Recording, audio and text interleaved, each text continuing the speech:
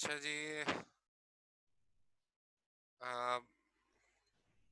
Word की file में आप बोल रहे थे ना?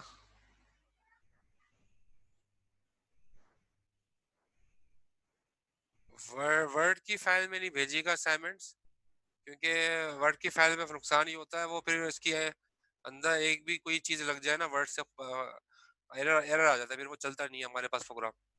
आप कॉपी पेस्ट करते हो वर्ड में, जरा सा भी हमने वर्ड से कॉपी पेस्ट किया, कॉपी पेस्ट करने में कोई जरा सा भी ऊपर नीचे हो गया एक चीज, कोई भी चीज, कोई वैल्यू, तो वो होता ही एरर आ जाता है। तो इसलिए जो है ना, वो चूंकि एएसएम फाइल आप चला के देख लेते हो अपने एंड पे, एरर फ्री होती है बिल्कुल। तो बस वो फाइल हम चला के देख लेते हैं, तो हमें मुशक्कत नहीं होती। वरना एएसएम वर्ड के अंदर कॉपी पेस्ट करने में ना, वो फिर कोड के अंदर एरर आने के चांसेस होते हैं। इसलिए जो है मैं वो एएसएम फाइल आपसे मांग रहा हूँ, कोड का और आउटपुट का स्क्रीनशॉट। हाँ, ये भी सही है। आउटपुट का स्क्रीनशॉट दे दें, और कोड, एएसएम फाइल का कोड दे दें, बिल्कुल सही है, ये सही है। लेकिन आप फिर दो फाइलें अटैच करोगे, अ, फिर सर आपको दो जब कोड दो का फाइल। स्क्रीनशॉट देंगे आउटपुट के साथ तो फिर एएसएम फाइल की जरूरत नहीं पड़ेगी ना। आपके पास आउटपुट भी होगा और हमारा कोड भी होगा। अच्छा, आप कह रहे हैं कि वर्ड की फाइल में ही स्नैपशॉट्स भी हो और कोड भी हो? जी सर। सर स्क्रीन का स्निप लेते ना, तो अगर एएसएम पे या विजुअल पे काम हुआ पर ना कोडिंग का, तो हम्म। वो भी आ जाती है उसमें साथ साथ, और आउटपुट जो जनरेट हुआ होता है वो भी आ जाता है, ये तो दो आइडिया तो अच्छा है, फंक्शनलिटी। ये आइडिया सही है। ठीक है, यूं कर लेते हैं, एमएस वर्ड फाइल को ही भेज दीजिएगा। एमएस वर्ड फाइल में अपना कोड पेस्ट कर दें और स्नैपशॉट्स लगा दें, और वो फाइल अपलोड कर दें। सही है, ये कर लें। उससे मतलब ये बिल्कुल वाज़ेह हो जाएगा कि आपका कोड का आउटपुट क्या है। तो फिर हम वेरीफाई करना चाहें तो बाद में हम उसको चला के देख भी सकते हैं वही आउटपुट आ रहा होगा कि नहीं। सही है, ऐसे कर लीजिए। वर्ड की फाइल में कर लीजिएगा, और उसका आउटपुट जो है वो उसी में स्नैपशॉट्स लगा दीजिएगा। मैं पूरा प्रोसेस लिख दूंगा एलएमएस पे भी, और फेसबुक ग्रुप पे भी आपको बता दूंगा कि कैसे असाइनमेंट करनी है। तो आप ऐसे ही कीजिएगा। अच्छा जी, प्रोसीजर्स,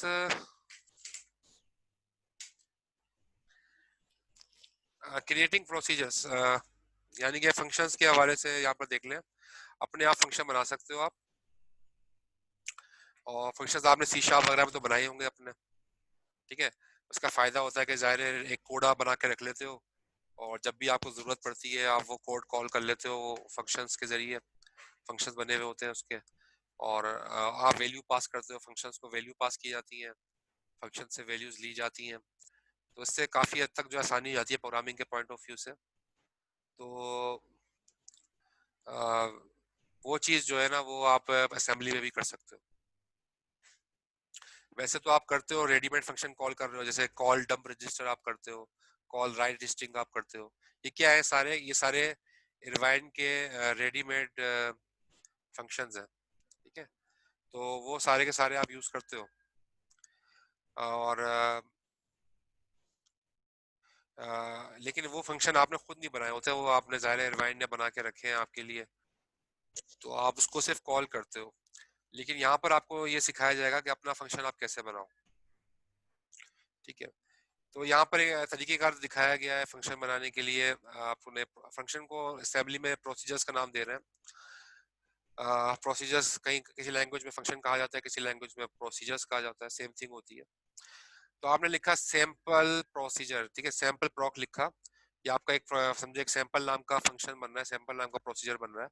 उसमें आपने कुछ भी लिख दिया, और आखिर में लिख दिया रिटर्न। रिटर्न क्या करेगा, इस आपको दोबारा से जहाँ से फंक्शन कॉल किया गया था वहीं पर आपको जो आपका एक्सटेंडेड इंस्ट्रक्शन पॉइंटर है वापस वहीं आपको ले जाएगा जहाँ से फंक्शन कॉल किया गया था, उसकी अगली लाइन से। ठीक है।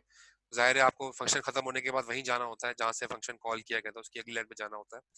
तो रिटर्न का काम यही होगा कि आपको वापस जहाँ से कॉल किया गया था उसी स्टेप की अगली लाइन से आपको वापस वहां पर ले जाए। और यहाँ पर सैंपल एंड पी का मतलब है कि एंड प्रोसीजर। सैंपल दोबारा प्रोसीजर का नाम लिखना है, और एंड पी लिखना है। ठीक है।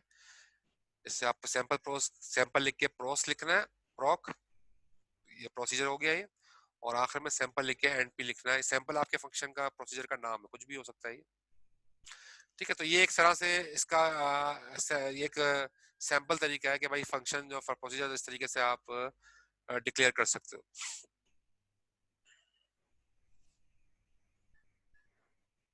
लेकिन एक बात याद रखना, मेन प्रोग्राम के अंदर नहीं होना चाहिए, मेन प्रोग्राम के बाद ही होना चाहिए। ठीक है, फंक्शंस आप मेन प्रोग्राम के अंदर, और क्योंकि सर जब इसको कॉल करना हो तो सैंपल लिख के कॉल होगा ना?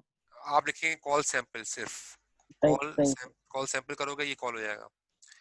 सही। लेकिन इसको एक बात याद रखना, आप क्योंकि मेन फंक्शन बनाओगे, मेन में इसको फंक्शन के अंदर फंक्शन नहीं बना सकते, मतलब मेन फंक्शन के अंदर फंक्शन नहीं बना सकते। तो अगर आप मेन प्रोग्राम के अंदर मेन फंक्शन बनाया आपने, उसके अंदर ये फंक्शन नहीं बनाना, फिर एरर आ जाएगा। तो मेन प्रोग्राम खत्म होने के बाद इसको आप वहाँ वहाँ ये कोड लिखना, तो फिर कॉल करोगे तो कॉल हो जाएगा।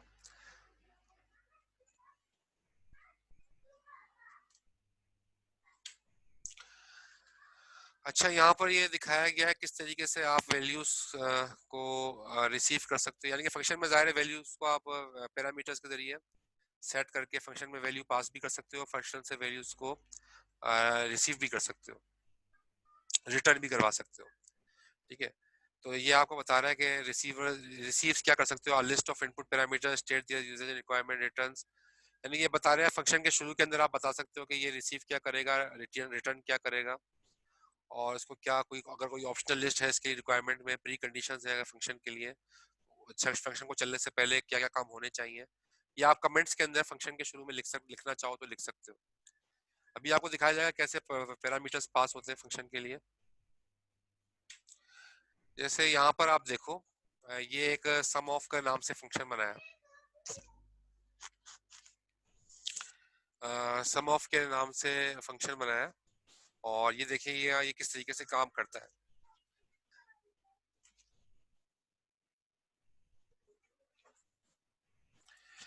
तो यहाँ पर लिखा हुआ है, कमेंट्स के अंदर जाके आप देखेंगे,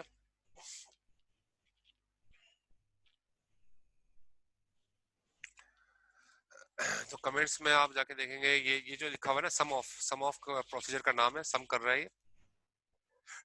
फिर आपने लिखा, कमेंट्स में लिखा हुआ है काम क्या कर रहा है, calculates return the sum of 3 bits integer, 3 32 bits integer, 3 32 bit के इंटीजर को सम करेगा। ठीक है, ये काम कर रहा है ये प्रोसीजर। और रिसीव क्या करेगा, EAX, EBX, ECX, the 3 integers may be signed और अनसाइंड, यानी कि ये वैल्यूज जो है वो इन तीनों रजिस्टर के अंदर रिसीव करेगा। और रिटर्न क्या करेगा, इन तीनों वैल्यूज को रिसीव करके, वैल्यूज की तीनों की वैल्यू रिसीव करके सम करेगा, तीनों को सम करने के बाद जो जवाब है वो किस पे रख देगा, EX। तो EX के अंदर सम करने के बाद वैल्यू को वो क्या कर देगा, रिटर्न कर देगा। ठीक है, और इसकी वजह से जाहिर है कैरी फ्लैग वगैरह चीजें चेंज हो जाएंगी, स्टेटस फ्लैग चेंज हो जाएंगे, और इसके लिए इसको इस फंक्शन को चलाने के लिए कोई रिक्वायरमेंट नहीं है। ये सारी बातें कमेंट्स में लिखी हुई है, ना लिखना चाहो ना लिखो, लेकिन समझाने के लिए यहाँ पर लिखी गई है कमेंट्स के अंदर। अच्छा, फिर आपने लिखा ऐड EX EBX, ठीक है, तो EX के अंदर कोई वैल्यू रखी हुई होगी, EBX में कोई वैल्यू रखी हुई होगी, ये दोनों ऐड हो जाएंगी जाहिर है, और दोनों ऐड होने के बाद रिजल्ट किस में आ जाएगा, EX के अंदर। डेस्टिनेशन तो यही है। फिर आपने लिखा ऐड EX ECX, तो ECX में भी कोई वैल्यू रखी हुई होगी, EX में तो पहले ही सम हो चुका है, लेकिन ECX रह गया था, तो ECX के अंदर कोई वैल्यू रखी होगी, तो आपने ऐड किया ECX को EX के साथ, तो अब EX के अंदर जो है वो रिजल्ट आ जाएगा तीनों रजिस्टर्स का, EX EBX ECX तीनों ऐड हो गए, एक्चुअली कहाँ आ जाएगा, EX रजिस्टर के अंदर। फिर आपने लिखा रिटर्न, जब रिटर्न करोगे तो कहाँ पर, जहाँ से फंक्शन कॉल किया था वहीं पर वैल्यू चली जाएगी। अब जब वहाँ वैल्यू, वहां पर आपका मतलब कंट्रोल चला जाएगा, जब वहाँ कंट्रोल चला जाएगा वहां जाके क्या करोगे, वहां जाके आप करना चाहो तो ये काम कर सकते हो कि मूव कराओ अपना, आपने कोई वेरिएबल बनाया था फॉर एग्जांपल ए के नाम से, उस वेरिएबल के अंदर मूव करा लो, क्या मूव करा लो, EX की वैल्यू, EX में क्या रखा हुआ है, तीनों का सम, EX में क्या रखा हुआ है, तीनों का सम। तो तो सर आपने अगर ये फंक्शन ना भी होता तो पहले भी वैल्यू EX में ही सेव होती है? बिल्कुल, ये देखो इस फंक्शन को पैरामीटर पास कैसे किए गए, ये आपने अच्छा सवाल किया, मैं यही बताना चाह रहा हूँ कि देखो इस फंक्शन को पैरामीटर कैसे पास किए, आप कुछ भी वैल्यू EX में रखवा दो, ये तीनों रजिस्टर है, EX EBX ECX, ये तीनों रजिस्टर के नाम है, तीनों रजिस्टर्स हैं, कुछ भी वैल्यू यहाँ रखवा दो, फिर यहाँ पे भी कुछ वैल्यू रखवा दो, यहाँ भी कुछ वैल्यू रख दो, फिर फंक्शन को कॉल करो, फिर आप लिखो कॉल सम ऑफ। तो इससे हुआ क्या, इससे ये हुआ कि इस फंक्शन को ये पैरामीटर पास कर दिया आपने, क्योंकि रजिस्टर के अंदर वैल्यू चली गई, तो इस फंक्शन को कॉल करने के बाद भी वो वैल्यू रजिस्टर में ही रहेगी ना, रजिस्टर में ही रहेगी वो वैल्यू। तो एक तरह से फंक्शन को पैरामीटर्स पास हो गए रजिस्टर के जरिए। आप रजिस्टर के अंदर वैल्यू रखवा दो, फंक्शन कॉल कर लो, वो फंक्शन उन रजिस्टर से वैल्यू खुद ही उठा लेगा, मतलब उठाई जाएंगी वहां से। आपने जैसे यहाँ से करा, ऐड करवा दिया, कुछ भी करवा दिया, जाहिर रजिस्टर तो यहाँ भी यूज कर सकते हो। तो एक तरह से वैल्यू पास भी हो गई, और जब रिटर्न कराओगे तो जाहिर है ईएक्स के अंदर जो वैल्यू होगी वो वापस रिटर्न हो जाएगी, और वहां पर आप जो है जहां से आपने कॉल किया था, तो उसी नेक्स्ट लाइन के ऊपर जो है आप जो है वो ये लाइन लिख देना इस तरह की कि भाई वो वैल्यू जो है आप किसी वेरिएबल में मूव करा लो सम करके, या उस वैल्यू को इस स्क्रीन पर डिस्प्ले कराना चाहो तो राइट स्ट्रिंग करके ईएक्स को डिस्प्ले करा दो स्क्रीन पे, या जो भी है राइट इंटीजर करके, राइट इंटीजर हो जाएगा, क्योंकि वैल्यूज अगर नंबर में तो राइट इंटीजर करना, राइट इंटीजर करके स्क्रीन पे ईएक्स को डिस्प्ले कराना, तो सबका सम नजर आ जाएगा आपको। तो सर मैं यहाँ पे ये पूछ रहा था कि ये जो रिटर्न का वर्ड यूज किया है यहाँ पे, अगर ये ना भी होता तो पहले भी वैल्यू EX में ही सेव होनी थी हाँ, फंक्शन कॉल के बाद। असल में रिटर्न का मकसद यहाँ पर वैल्यूज को रिटर्न करवाना नहीं है, रिटर्न का मकसद यहाँ पर आपको आपको वापस वहीं ले जाना है जहाँ से प्रोग्राम कॉल किया गया था। अगर आप ठीक है। रिटर्न का कीवर्ड नहीं लिखोगे तो आपका प्रोग्राम वापस जाएगा नहीं जहाँ से कॉल हुआ था, सही। ठीक है ना। तो ये करता क्या, रिटर्न के एक्सटेंडेड इंस्ट्रक्शन पॉइंटर है ना, जिसमें अगली इंस्ट्रक्शन का एड्रेस होता है, ठीक है। ये भी आपको मैं तफसील से दिखा रहा हूँ, अगली स्लाइड में आएगा ये कि रिटर्न काम क्या कर रहा है, ठीक है। तो एक्सटेंडेड जो अगली इंस्ट्रक्शन का एड्रेस होता है वो जाहिर है ईआईपी जो है उसको शो कर रहा होता है। तो ये रिटर्न क्या करता है कि ईआईपी जहां से फंक्शन कॉल किया गया था उस एड्रेस, वो एड्रेस यहाँ पर सेव होता है, वो वहीं पर आपको ले जाता है। वरना अगर आपने ये लफ्ज यूज नहीं किया आपके फंक्शन से, आप इस फंक्शन से बाहर ही नहीं आ पाओगे, वापस रिटर्न ही नहीं होगे जहां से प्रोग्राम कॉल हुआ था, ठीक है। तो यहाँ पर वही पूरी मेथोडोलॉजी दिखाई जा रही है, कॉल रिटर्न कैसे काम कर रहा है। The call instruction calls a procedure pushes offset of the next instruction on the stack। तो जो नेक्स्ट इंस्ट्रक्शन का जो एड्रेस है वो स्टैक में भेज देता है। जब आप लिखते हो ना कॉल, जब आप लिखते हो कॉल सम ऑफ, ये आपने लिखा, कॉल करके किसी फंक्शन का नाम लिख दिया आपने, ठीक है। तो करेगा होगा क्या कि pushes the offset of the next instruction to the stack, जो अगले जाहिर है इसके बाद भी कोई इंस्ट्रक्शन होगी ना, इसके बाद भी कोई इंस्ट्रक्शन होगी आपका प्रोग्राम के अंदर। तो जब फंक्शन कॉल होगा और कॉल होने के बाद फंक्शन चलेगा, तो फंक्शन जब वापस रिटर्न होगा तो रिटर्न कहाँ होगा, इस इंस्ट्रक्शन पे, जो अगली इंस्ट्रक्शन है कॉल के बाद की, यहाँ रिटर्न होगा। तो इसका जो एड्रेस है ना, इसका जो एड्रेस है वो कहाँ सेव हो जाता है, ये स्टैक, ये उसका एड्रेस जो है वो भेज दिया जाता है स्टैक के अंदर। यही बात कह रहा है, push offset of the next instruction on the stack. जब आप कॉल फंक्शन लिखते हो तो अगली इंस्ट्रक्शन का जो एड्रेस है वो स्टैक में भेज दिया जाता है, यानी कि दूसरे लफ्जों में ये जो है इसका जो इंस्ट्रक्शन का एड्रेस है वो स्टैक में चला जाता है। और जब आप यहाँ पर जाकर रिटर्न लिखते हो ना, रिटर्न, तो स्टैक से वो चीज पॉप होती है, स्टैक से वो चीज पॉप होगी, एड्रेस पॉप होगा, और पॉप होने के बाद दोबारा उसको ईआईपी में रख देगा। और इस तरीके से होगा क्या कि अगली इंस्ट्रक्शन फिर कौन सी चलेगी, ये वाली है, क्योंकि जाहिर है पॉप तो यही एड्रेस तो यही था ना जो पुश किया गया था, पॉप यही होगा, तो अगली इंस्ट्रक्शन ये चलेगी जब आप रिटर्न लिखोगे तब, ठीक है। अगर आपने रिटर्न नहीं लिखा तो पॉप ही नहीं होगा, ये पॉप ही नहीं होगा तो आप फंक्शन में ही रह जाओगे, इस जगह पे वापस आ ही नहीं पाओगे आप। इसको देखो यहाँ पर भी डिमोन्स्ट्रेट करवाया गया है कैसे ये काम होता है स्टैक के अंदर, यानी कि दूसरे लफ्जों में जो फंक्शन या प्रोसीजर की इंप्लीमेंटेशन होती है ना बैकग्राउंड में, वो स्टैक के जरिए होती है। यानी कि स्टैक के अंदर वैल्यूज कॉल करने से पहले भेज दी जाती हैं, अगले वाले स्टैक के अंदर एड्रेस भेज दिया जाता है नेक्स्ट इंस्ट्रक्शन का, और जब रिटर्न करते हो आप तो वो दोबारा से पॉप होते हैं, एड्रेस वहीं पर आ जाता है। जहां से आपने कॉल किया था। अच्छा देखो यहाँ पर, जैसे यहाँ पर लिखा है मेन प्रोसीजर, मेन प्रोसीजर ये एड्रेस है, इस पे लिखा आपने कॉल माई सब, ये एक फंक्शन है माई सब के नाम से। और फिर अगली लाइन पे क्या लिखा हुआ है, ये एक इंस्ट्रक्शन लिखी हुई अलग इंस्ट्रक्शन है, move E X comma E B X. इसका एड्रेस 20 है, इसका एड्रेस 25 है, ठीक है, इसका एड्रेस मेमोरी में 20 है, इसका 25 है। और कुछ भी यहाँ पर लिखा हुआ होगा, कमांड्स और भी हो सकती हैं। ये मेन एंड पे, ये आपका मेन प्रोसीजर था, ये आपका मेन प्रोसीजर था, मेन प्रोग्राम था जाहिर है। देखो मेन प्रोग्राम के बाद आपने देखो प्रोसीजर डिफाइन किया है, ये प्रोसीजर जो आपने डिक्लेयर किया है ये मेन के बाद, यही मैं आपसे कह रहा था। ऐसा नहीं करना मेन के अंदर आप माय सब दोबारा, माय सब आप डिक्लेयर मेन के अंदर कर दो, ऐसा नहीं करना। मेन फंक्शन के अंदर कोई प्रोसीजर आप डिक्लेयर नहीं कर सकते। जो आपने प्रोसीजर बनाने हैं वो मेन के खत्म होने के बाद, मेन एंड पी के बाद, ठीक है। यहाँ आपने लिखा फिर माय सब, ये आपका प्रोसीजर है जो आपने बनाया, और ये प्रोसीजर मेमोरी एड्रेस 40 में बन रहा है एक्चुअली। तो वहां पर आपने जाके लिखा है move E X comma A D X, ये कमांड है, इंस्ट्रक्शन है, चल रही है इस प्रोसीजर के अंदर। और भी कुछ होगा जो चल रहा है, या डॉटेड लाइन से शो किया है। और रिटर्न का एक कीवर्ड आ गया, रिटर्न का कीवर्ड करेगा क्या कि आपको दोबारा से जो है वापस कहां पर ले जाएगा, यहाँ पर जहां से कॉल किया था उसकी अगली लाइन पर, यहाँ पर ले जाएगा।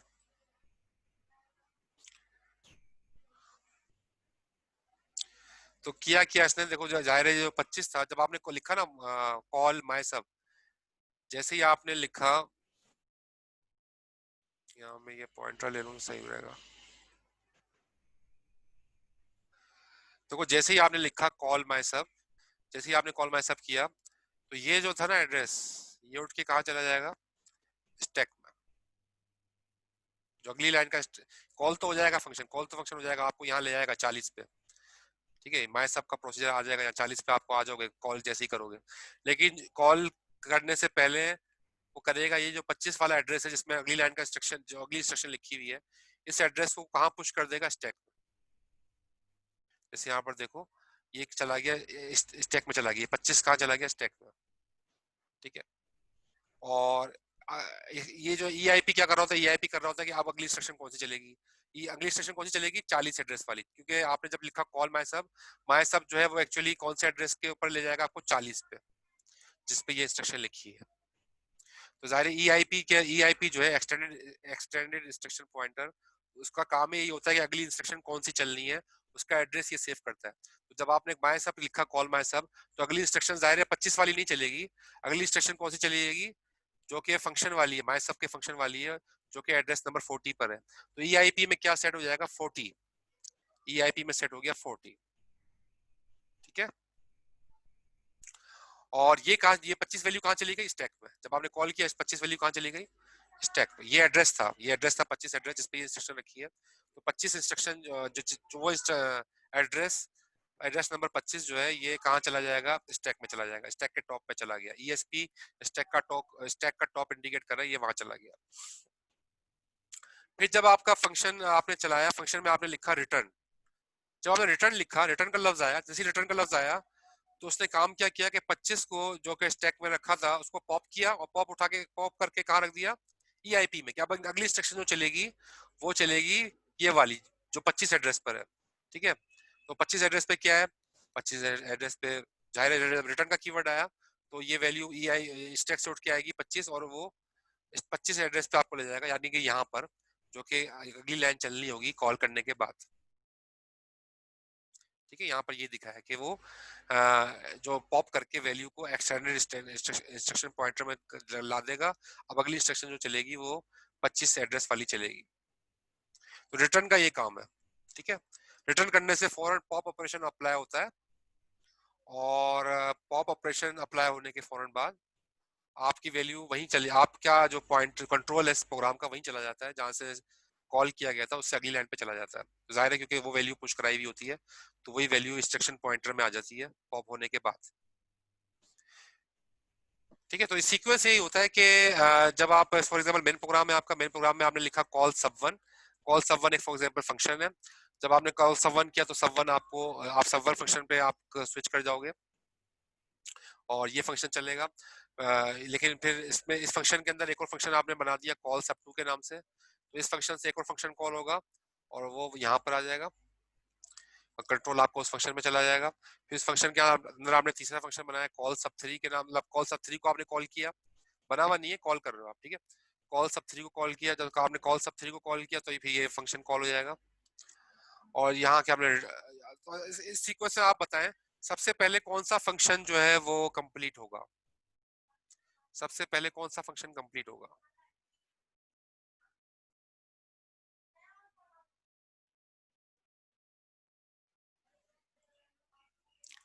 सब थ्री मुजम्मिल ने बताया, सब थ्री अतिया ने बताया, सही बताया। सबसे पहले सब थ्री जो है ना यही कंप्लीट होगा, जाहिर है, क्योंकि जब ये कंप्लीट होगा तो कंट्रोल वापस कहाँ पर आएगा, सब टू पे। सब टू पे कैसे आएगा, रिटर्न करेगा वो जहां से कॉल किया था, कॉल कहाँ से किया था, सब टू से कॉल किया था, तो रिटर्न करके आपको वापस सब टू पे आ जाएगा। यानी कि ये दूसरे लफ्जों में, जब आपने सब वन पे थे, सब वन पे आपने यहाँ पर आपने लिखा इंस्ट्रक्शन, जब आपने कॉल किया सब टू, तो जैसे ही कॉल किया तो जो अगली लाइन का एड्रेस था ना वो कहाँ पर पुश हो गया, स्टैक में, ठीक है। और फिर जब यहाँ आएगा, आपने कॉल सब थ्री किया, अगली लाइन का एड्रेस था वो कहाँ पुश होगा, स्टैक में। फिर आपने यहाँ पर पुश कॉल किया, जब यहाँ पर किया, जब अगली लाइन का एड्रेस तो कहाँ पुश होगा, स्टैक में। जब स्टैक में पुश होगा, जब जैसे रिटर्न आएगा, रिटर्न का लफ्ज आते ही पॉप करेगा, ये पॉप करेगा, पॉप होके आप पीछे वाले में आ जाओगे। फिर यहाँ पर रिटर्न का लफ्ज आएगा, ये पॉप होगा तो आप पिछले वाले में आ जाओगे। फिर रिटर्न का लफ्ज आएगा, ये पॉप होके आप पिछले वाले में आ जाओगे, दोबारा मेन फंक्शन में आ जाओगे। तो होगा क्या कि जिस ऑर्डर में फंक्शन कॉल हुए थे, इसके रिवर्स ऑर्डर में जो है फंक्शन कंप्लीट हुए हैं। और ये क्यों हुआ है, ये स्टैक की वजह से हुआ है, स्टैक यूज हो रहा है बैकग्राउंड में। और स्टैक एक्चुअली वो यही काम कर रहा है कि वो रिटर्न, जब आप जैसे ही कॉल करके फंक्शन का नाम लिखते हो, जैसे ही आप कॉल करके फंक्शन का नाम लिखते हो, तो वो अगली लाइन का जो एड्रेस है उसको वो कहाँ रख देता है, स्टैक में ले जाके रख देता है। तो वो होल्ड पे रहता है जब तक कि रिटर्न का कीवर्ड उसको जो है जब तक ना मिल जाए। रिटर्न का कीवर्ड फंक्शन में जैसे ही मिलता है तो वो जो है पॉप करके वैल्यू दोबारा एक्सटेंडेड स्टेशन पॉइंटर में ले आता है, फिर वो दोबारा से कंट्रोल वहीं आ जाता है जहां से कॉल हुआ। ये लाइन क्लियर, ये क्लियर हो गया कॉन्सेप्ट। तो ये तो देखो यहाँ पे ये दिखाया गया है कि मेन फंक्शन था, चला पहले मेन फंक्शन यही था, मेन फंक्शन से सब वन कॉल हुआ, मेन फंक्शन से सब वन कॉल हुआ तो सब वन स्टैक में चला गया, सब वन से सब टू कॉल हुआ तो सब टू स्टैक में चला गया। जब सब थ्री चला, सब थ्री चलने के बाद ये रिटर्न करेगा तो जाहिर है ये वैल्यू रिटर्न होके फिर बैकवर्ड में चलना शुरू हो जाएगा।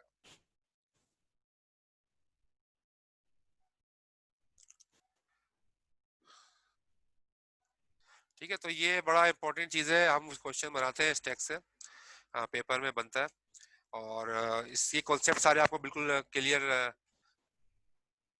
होने चाहिए कि बैकग्राउंड के अंदर, फंक्शन के अंदर जब हम प्रोसीजर बनाते हैं तो स्टैक का पीछे क्या किरदार है और किस तरीके से वो जो है फंक्शंस को हैंडल करता है कॉलिंग और रिटर्न के दरमियान, पुश और पॉप ऑपरेशन करते हैं, और उसमें रजिस्टर के अंदर क्या चेंजेस आती हैं, ईआईपी में क्या चेंजेस आती हैं, तो ये सारी चीजें।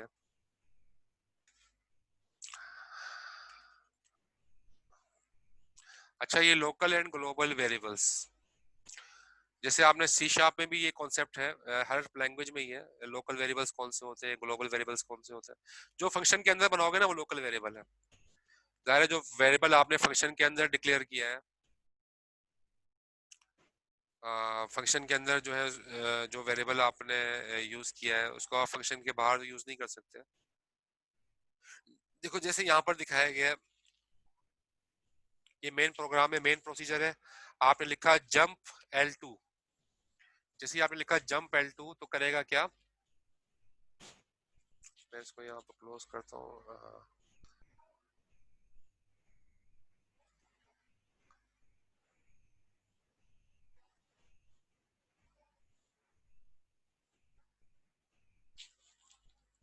ठीक है, मेन प्रोसीजर में आपने लिखा जंप L2, जंप L2 आपको एरर देगा। क्यों एरर देगा कि L2 का जो लेबल है, L2 ये लेबल है ना, L2 का जो लेबल है वो कहाँ पर डिफाइंड है, ये सब प्रोसीजर में डिफाइंड है, सब प्रोसीजर 2 के अंदर, इसके अंदर L2 डिफाइंड है। ये एक फंक्शन है बना हुआ है, प्रोसीजर बना हुआ है, इस प्रोसीजर के अंदर एक्चुअली जो है वो L2 डिफाइन है। तो आप जंप नहीं करवा सकते मेन प्रोग्राम से। आप फंक्शन को कॉल किए बगैर इस लेवल पे नहीं आ सकते। आपने फंक्शन को कॉल किया नहीं है, फंक्शन तो कॉल किया नहीं है, सब तो कॉल हुआ नहीं है, आपने सिर्फ लिख दिया जंप L2। तो L2 पे जंप नहीं करेगा क्योंकि L2 का जो लेबल है वो विद इन द प्रोसीजर है। जब तक प्रोसीजर कॉल नहीं होगा ये इसके लेबल पे आप इसके अंदर के कंटेंट्स को टच नहीं कर सकते। इस वजह से इसमें क्या आएगा, एरर। ठीक है। अच्छा ये आपको पता है ये L1 भी एक लेबल है, लेकिन इसके आगे 2 कॉलम्स लगे हुए हैं। ये मैं आपको पहले बता चुका हूँ, पिछली क्लासेस में बताया हुआ है ये बात कि जब 2 कॉलम आ जाए ना तो इसका मतलब है वो ग्लोबल लेबल हो जाता है। ग्लोबल लेबल का मतलब क्या है कि वो आप किसी फंक्शन से भी एक्सेस करना चाहो तो एक्सेस कर सकते हो, फंक्शन के अंदर से भी वो एक्सेसिबल है। जैसे आप देखो नीचे फंक्शन चलेगा, इसने कहा इस फंक्शन में जाने के बाद, इस प्रोसीजर में जाने के बाद, सब टू का प्रोसीजर है ना, सब टू के प्रोसीजर में जाने के बाद आपने लिखा जंप L1। जंप L1 ये क्या करेगा, ये L1 पे आपको जंप कर जाएगा और ये L1 पे जंप कर जाएगा और कोई एरर नहीं आएगा। ये लिखा हुआ है ओके, ठीक है, यहाँ पर लिखा हुआ है जंप L1 पे ओके कि कोई एरर नहीं आएगा। क्यों एरर नहीं आएगा, क्योंकि L1 का जो ये लेबल है ना ये जो है ना ग्लोबल है, ये किसी प्रोसीजर के अंदर रहते हुए भी एक्सेसिबल है, किसी प्रोसीजर के अंदर रहते हुए भी एक्सेसिबल है। इसी वजह से जो है वो ये एरर जनरेट नहीं होगा। फर्क समझ में आ गया। ग्लोबल लेबल ये बता रहा है ग्लोबल लेबल और लोकल लेबल का क्या फर्क है। ग्लोबल लेबल जो है can be accessible from any function, but local label can not be accessible from any other main function और एनी अदर फंक्शन। क्योंकि ज़ाहिर जब तक फंक्शन को कॉल नहीं करोगे लोकल लेबल एक्सेसिबल नहीं होगा। तो ये स्लाइड क्लियर है, फर्क समझ में आ गया लोकल ग्लोबल लेबल्स के अंदर।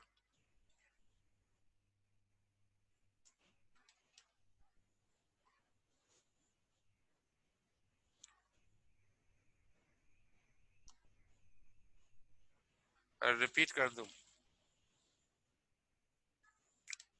अच्छा रिपीट कर दूं। देखो मैं ये कह रहा था कि ये जो है ना लोकल वेरिएबल्स का मतलब ये होता है कि जो किसी आपने फंक्शन बनाया, फंक्शन के अंदर कोई आपने लोकल लेबल्स का, लेबल की बात हो रही है, ठीक है। तो कोई फंक्शन बनाया, इस फंक्शन के अंदर जो लेबल बनाओगे तो वो लोकल लेबल होंगे, वो फंक्शन के अंदर ही जंप करवा सकते हो, फंक्शन के बाहर से उसके ऊपर जंप नहीं हो सकता क्योंकि वो फंक्शन के अंदर बने हुए हैं। प्रोसीजर सब टू है ना, ये फंक्शन प्रोसीजर है इसके अंदर बना हुआ है ये, तो ये बाहर से आप इसको आप जंप कराओगे जंप L2। अब आपने यहाँ पर फंक्शन तो कॉल किया नहीं, ये प्रोसीजर तो कॉल किया नहीं L2 का, सब टू का, सॉरी सब टू का आपने जो प्रोसीजर है आप लिखते हैं यहाँ पर कॉल सब टू, फिर कॉल होता है ना, आपने बगैर कॉल किए आपने जंप करवाया L2 पे। अब L2 जो है वो एक्चुअली इस प्रोसीजर के अंदर बना हुआ है, तो ये एरर दे देगा कि भाई लोकल लेबल है ये, L2 किसी फंक्शन के अंदर बना हुआ है, इसको मेन प्रोग्राम से इसको हम जंप नहीं कर सकते। लेकिन ये जो L1 का लेबल है ये ग्लोबल है। क्यों, ये आगे दो दो दो कॉलम लगाए हुए हैं, ग्लोबल है। ग्लोबल का मतलब क्या है कि ये जो लेबल है इसको आप एक्सेस कर सकते हो किसी भी फंक्शन से भी। अब इस फंक्शन के अंदर हमने लिखा जंप L1, L1 जंप करेगा, कहाँ जंप करेगा, यहाँ जंप करेगा L1 पे, और ये जंप हो जाएगा क्योंकि ये ग्लोबल लेबल है। ग्लोबल लेबल जंप हो सकता है, ग्लोबल लेवल पे जंप किया जा सकता है किसी भी फंक्शन से, वो अलाउ है, तो कोई एरर जनरेट नहीं होगा। क्लियर हो गया।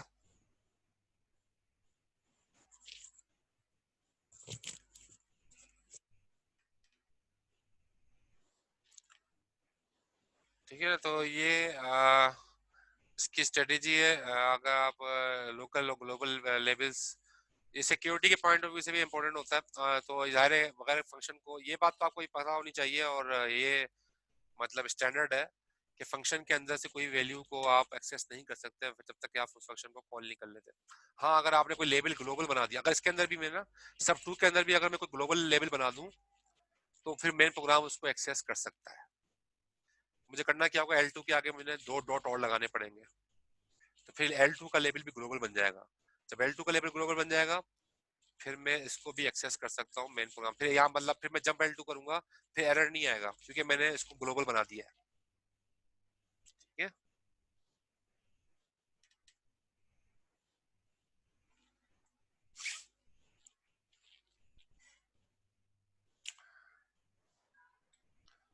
अच्छा, procedure parameters are good procedure might be usable in many different programs, but not if it refers to a specific variable name. Parameters will help to make procedure flexible because parameters values can change at runtime. तो parameter pass करने का तरीका आपको पहले ही बता चुका हूँ, register में मूव करा दो, फंक्शन कॉल कर लो, बस पैरामीटर पास हो गए। और फंक्शन के अंदर भी कोई वैल्यू रजिस्टर में रखवा दो और दोबारा रिटर्न का फंक्शन रिटर्न करवाओगे, जब रिटर्न करवाओगे वापस मेन प्रोग्राम में आ जाएगा और रजिस्टर से वैल्यू उठा लेना, इस तरह से वैल्यूज रिटर्न हो जाएंगी। जैसे यहाँ पर एक चीज दिखाई है, ये एक फंक्शन बना हुआ है एरे सम का, ये हम पहले भी कर चुके हैं पिछले प्रोग्राम्स के अंदर के एरे की वैल्यूज को सम करके जो है सम कर दिया जाता है। इस मर्तबा ये काम कर रहे हैं लेकिन प्रोसीजर के जरिए कर रहे हैं। एरे सम का एक प्रोसीजर बनाया है, ठीक है।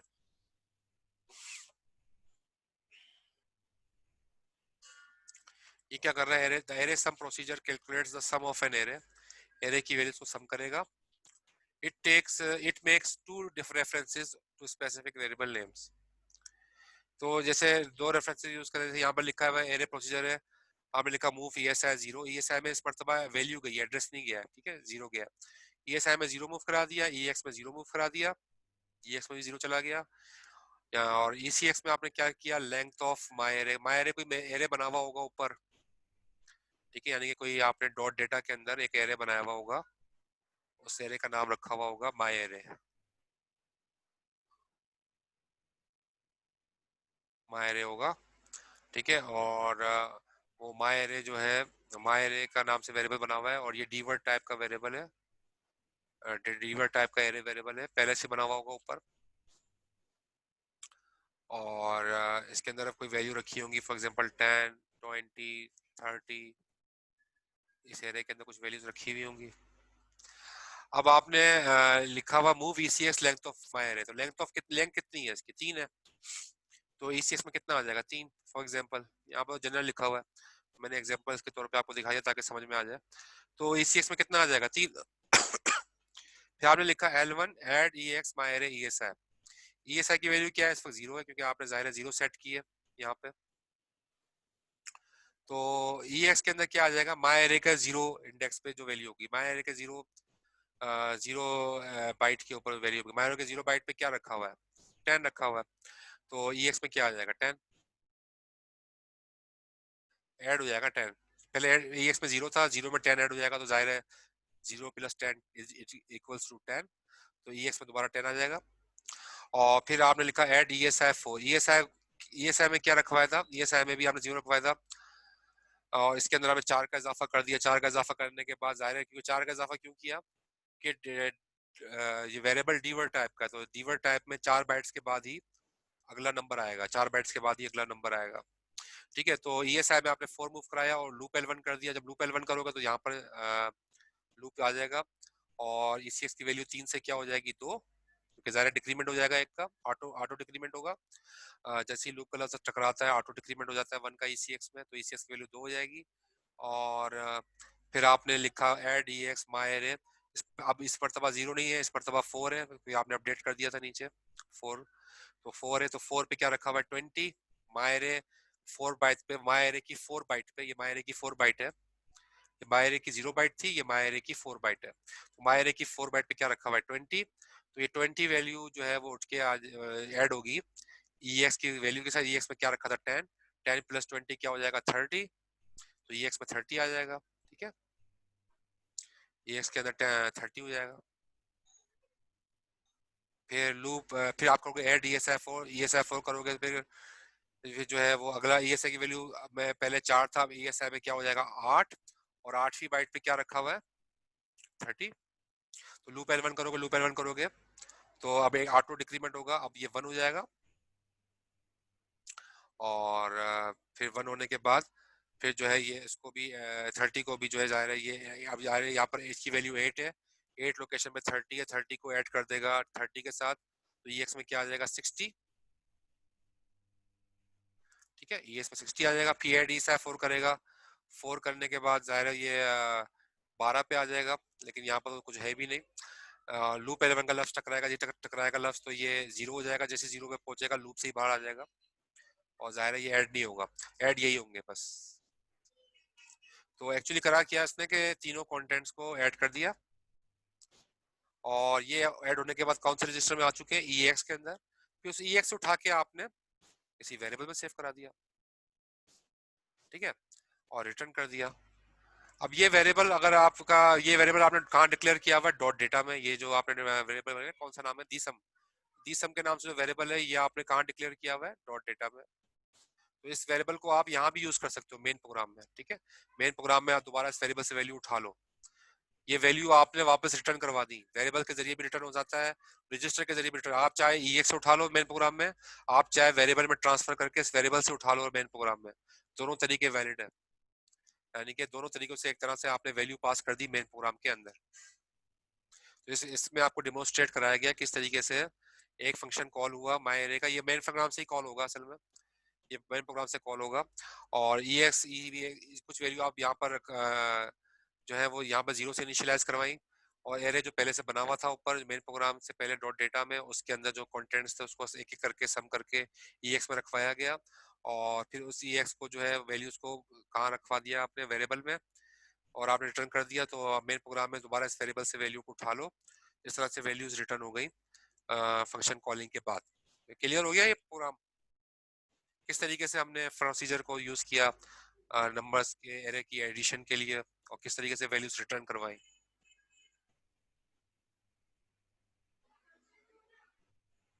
क्लियर हो गया, कोई क्वेश्चन तो नहीं है इसमें?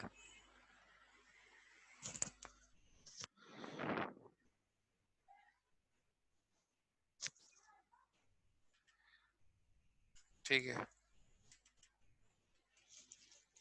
सर जी। सर इसमें जो है वो प्रिंटिंग का मतलब हम लोग कॉल राइटिंग करके किस तरह कहाँ लिखेंगे, क्या है दोबारा सवाल कर? प्रोसीजर है।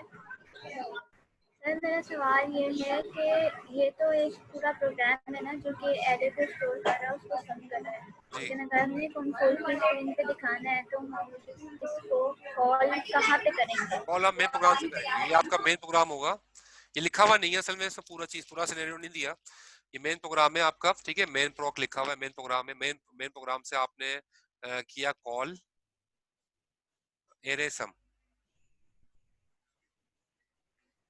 तो मेन प्रोग्राम पे जाके आपने कॉल एरे सम किया, तो फिर क्या होगा, फिर ये कॉल होगा, और डॉट डेटा में जाके आप पहले एरे डिफाइन कर दोगे ना, ये मैंने लिखा जब ऊपर डॉट डेटा में जाके ये एरे डिफाइन कर दिया। असल में बुक के अंदर ना सिर्फ यही दिखाया हुआ है, उसने ये समझा कि आप समझ जाएंगे कि ये सारी चीजें पहले से बनी हुई है, बस उसने सिनेरियो समझाने के लिए, लेकिन ये पूरा सिनेरियो मतलब ऐसा ही होगा, जाहिर है कि मेन प्रोग्राम से फंक्शन कॉल होगा, और कॉल होने के बाद जाहिर है ये सारी वे चीजें होंगी, और ये रिटर्न कर रहा है फंक्शन, मतलब ये रिटर्न का मतलब क्या है कि ये वापस कंट्रोल वापस वहीं चला जाएगा, और आप चाहे EX से वैल्यू उठा लो, आप चाहे 10 सम से वैल्यू उठा लो मेन प्रोग्राम में, मेन प्रोग्राम के अंदर वेरिएबल भी एक्सेसिबल होगा, 10 सम के नाम से वेरिएबल है ये भी एक्सेसिबल होगा, और ये EX के नाम से वेरिएबल है ये भी एक्सेसिबल होगा मेन प्रोग्राम में। क्लियर है?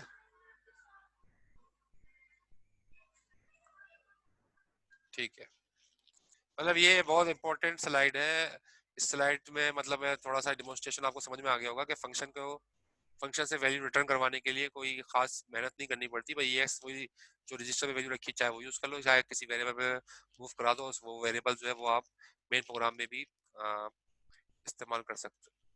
वेरिएबल डिक्लेयर करने की असेंबली में सिर्फ एक जगह है, वो है डॉट डेटा, और वेरिएबल कहीं भी डिक्लेयर नहीं हो सकता आप फंक्शन में जाके वेरिएबल डिक्लेयर करो, ऐसा नहीं होता। डॉट डेटा में जो वेरिएबल डिक्लेयर होगा जाहिर है वो सबके लिए एक्सेसिबल होगा, वरना तो हम C# में ऐसे करते हैं ना कि फंक्शन के अंदर जाके वेरिएबल डिक्लेयर कर सकते हैं, कोई नया वेरिएबल हम फंक्शन के अंदर भी बना लेते हैं, इसमें ऐसा नहीं होता, डॉट डेटा में जो वेरिएबल बनेगा डॉट डेटा में ही बनेगा।